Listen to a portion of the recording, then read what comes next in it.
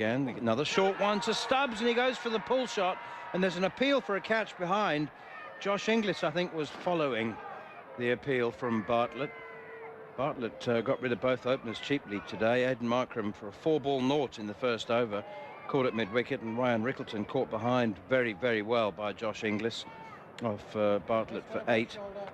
Bartlett at one point, well, his opening spell two for 20 in his first 3 overs. But it's interesting, they're persisting with this round the wicket line of attack to Tristan Stubbs. And there are 3 men on the offside, 2 on the leg side, saving 1, 5 in the circle, 3 on the leg side boundary, and a 3rd man. Bartlett in again, back of a length, short in it towards the left shoulder of Stubbs, and he pulls it down towards the long leg. It's such an interesting field to Stubbs that the Australians are employing, both Nathan Ellis and now Xavier Bartlett, because you've got 3 men on the offside in the circle, 2 in front of the wicket and 1 behind, and then you've got a 3rd man, and that's it. So I'm wondering if Tristan Stubbs will try and change the tactics of the Australians by looking to impact and hit the ball over the offside. Maybe that's what they want him to try and do, get himself into a tangle. Here's Bartlett now over the wicket to Vian Mulder. It's back of a length, and he leans back, does Mulder. He's thinking about sort of uppercutting that one, just sliding it. But there is Adam Zampa was down on the 3rd man boundary, so he just backed away, backed out of the shot at the last possible moment. 5 for 204, South Africa.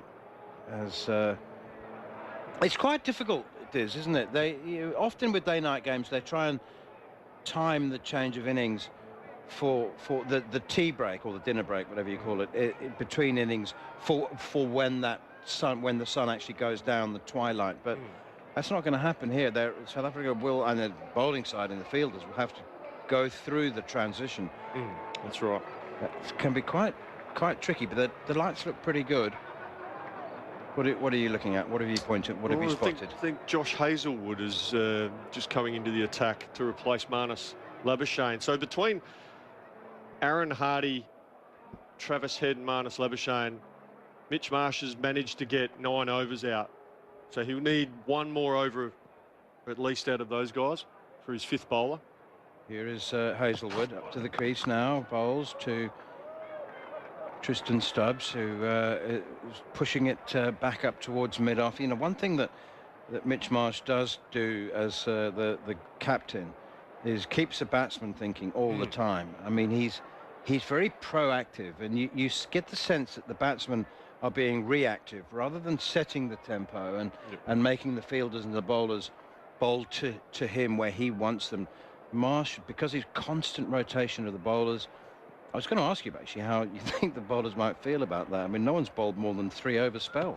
Here's Hazlewood, and down the wicket comes Vian Mulder, pulling this Stubbs rather, pulling it over mid-wicket for 4. He's on the charge. I guess he knows that it's going to not be full, so he's on the charge and pulling. Nobody at mid-wicket. It's a good shot. It's a very good shot. Just knows that Josh Hazlewood is bowling into the pitch, back of the length. So he sees Josh Hazlewood just making a change now. He's bringing his 3rd man up, and he's dropping Cameron Green down to the long-on boundary. But in answer to your question, Manners, they would have their bowling meetings, their strategy planning meetings, and they would talk. The captain would talk about that we want to keep the South Africans guessing. So we'll keep rotating you bowlers around. Be prepared to bowl both sides, both ends. Steered away behind square on the offside. It's a good looking shot from Stubbs again. He's sort of looking to get onto the front foot, and he picks up a single out towards the cover boundary. I suppose I'm a product of my generation, and I still remember the days when bowlers are chuntering and grumbling and mumbling about the fact that, you know, well, I've got to loosen up. I need to know when I'm going to bowl. You can't just throw me the ball. And those days are long gone. Absolutely long gone. You need to be ready to go as a bowler at all times. Here's Hazlewood again up to the crease, and that's good delivery. Back of a length, straight, tucks Vian Mulder up, and he can do nothing more than defend. Is that literally the case? I mean, during a 50-over game, you would have to be, well, maybe not the spinners in the first power play, but literally, if the batsman goes on a hunch, you need to be able to bowl at you know, a minute's notice. You need to be ready to go at all times, because the game changes. You have plans A, B, C, whatever. But if the captain, if something happens in the game and he needs to go to this strategy, then you need to be ready to go.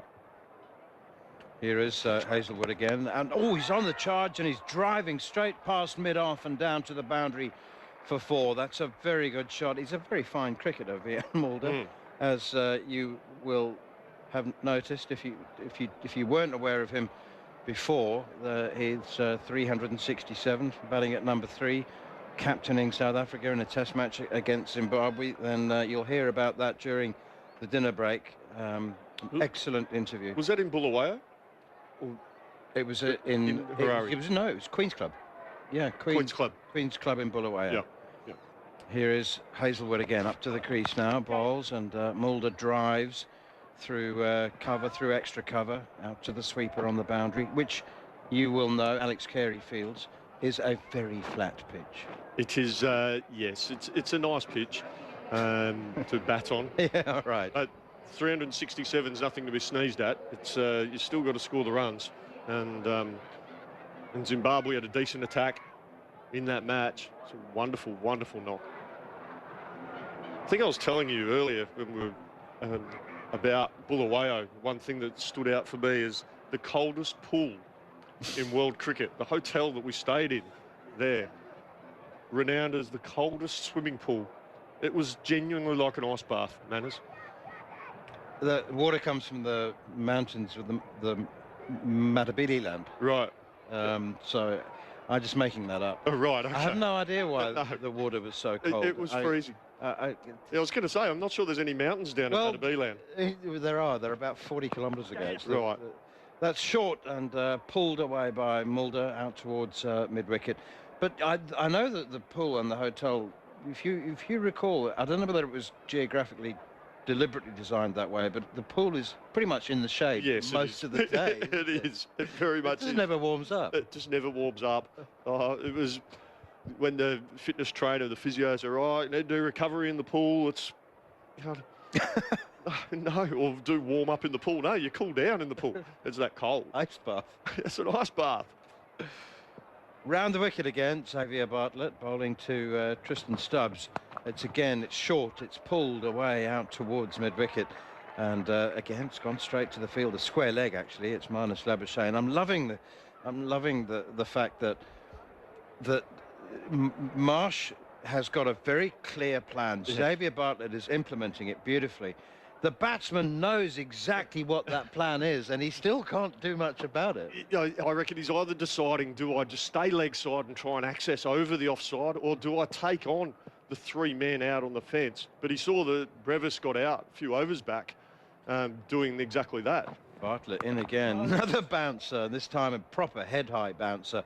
And like Tristan Stubbs was playing an overhead smash. Tennis. I think if he let that go, it would have actually been a wide.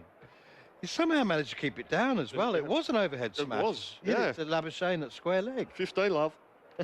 Great. it's fabulous stuff, you know. I mean, it really. It's a really interesting passage of play here at the moment. Tristan Stubbs, 64 from 75 balls.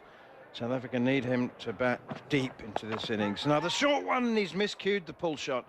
I think, well, he did miscue it, but it's gone in front of square, and Labuschagne turns and runs after it from square leg.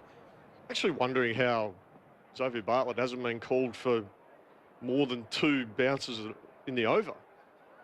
Well, I think that's why it's testament to his skill, because they've all been sort of chest height, haven't they? But chest and neck height. Or maybe a little bit higher than that. Yeah, okay. Well, from this angle. But you know what? So it'd be interesting what this ball is now. If you can, as you know, the umpire's going to, as long as it's not absolute head height or overhead height, Bartlett in again. Cut away. He's used a bit of width, given himself some width, Vian Mulder, and it's 4 runs. So he has decided to do what you were suggesting, access the offside, back away to leg and hit it through the offside, try and hit it over the infielders, I suppose. Yeah, well, he just had to get it past Travis Head, who's at a backward point. You've got Aaron Hardy just in front of point, and Mitchell Marsh is at a wide mid-off. So, and with think it's Josh Hazelwood's down at the third man boundary. He had no chance of stopping that once it got past Travis Head. Well played by Mulder. 5 for 220. South Africa. It must be said that 300. Well, we said this on Tuesday. 300 absolute minimum. You'd think very, very good pitch. Down the leg side here from Bartlett, and he appeals for a catch at the wicket by Inglis. And Vian Mulder is completely unconcerned. It's been called a wide.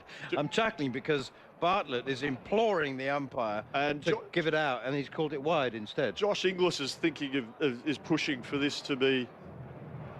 No, I thought Josh Inglis and Xavier Bartlett were going to get Mitchell Marsh to review that. So did I. I think common sense has prevailed here. Down at the on the long leg boundary, the 12th man, Australian 12th man, it's Ben Dorshus. That's Ben Dorshus. Is standing 3 yards inside the field of play, helping Nathan Ellis to towel himself down, and well, he's loosening up now. Limbering up is Ellis, so presumably we'll see him from the reef end, our commentary end, and next over. Driven down the ground by Mulder. It's over pitched from Bartlett. Well, you know, the field is completely set for the back of a length delivery, and you just said you can't pitch it up with this field, but you can't pitch them all short in the over, and it's driven down the ground for 4. And what's happened? Well, by Mulder actually backing away and hitting that ball through backward point, it's then the following ball was down leg side, and then his last ball the over, he's pitched really full to go for the Yorker ball. So by Mulder actually just taking a bit of a calculated risk by backing away and hitting that ball through the offside, it's just frazzled the mind of the bowler. And that's good cricket from Mulder. Very good cricket. South Africa 5 for 225 after 39 overs.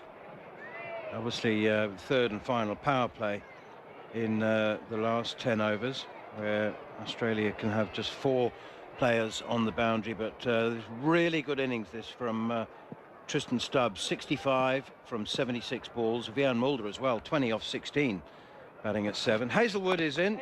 Back, it's not Ellis, and this was steered away by Stubbs behind square on the offside. So they're nicely set, South Africa, but they can't go too hard. They can't go as hard as Australia might be able to because of the length of their tail. I mean, as you say, so the batsmen are having a chat now. So I don't even think they'll kick for home until the last. You know, they won't try to go big. Probably not until 5 overs remain. You want one of your top 5 or top 6 batters in the last 5 overs of a 50-over game. Absolutely. Here's Hazelwood again. It's wide, and it's a low full toss, and it's cut away for 4. Driven, not cut. You can't cut. Almost like sliced away, yeah, wasn't exactly, it? Yeah. I mean, it was. It's just a slice drive because it was a. He's going wide Yorker, so he's only just missed his target, hasn't he? Yeah, Hazelwood. Only just by a fraction. It wasn't a bad delivery by any stretch. It was just really good cricket from Mulder. And just on that point of having a top 6 batter in at the 45th over, I think the stats men will show you that if you do have a top 5, top 6 batter in. Hazelwood goes bouncer now. Well done. Mulder wasn't expecting that. And he wanted to pull it or hook it, but he wasn't able to get into position to play the shot, so just pulled out of it. 5 for 230. And yep, the stats man will tell you that if you have a top 6 batter in with 5 overs to go, you can add an extra up to 20 to 30 runs to your innings. Hazelwood turns once again and starts just outside the 30-yard circle, running in now towards Vian Mulder, and it's full, and it's going to appeal for leg before, but he hit it inside edge onto the pad. They'll get a single into the covers. South Africa 5 for 231. For those of you listening to us on the green ABC Sport button or Sport Digital in New South Wales, ACT or Queensland, you're now off to the NRL. If you want to keep listening, look for the big white cricket ball on the ABC Listen app. We had issues earlier in the day, but if you refresh the app, you'll find that it is now fixed. So enjoy the NRL, but if you want to stay with us, here is Hazelwood again, driven away up towards mid-off, right on the edge of the circle. Ellis tumbles as he fields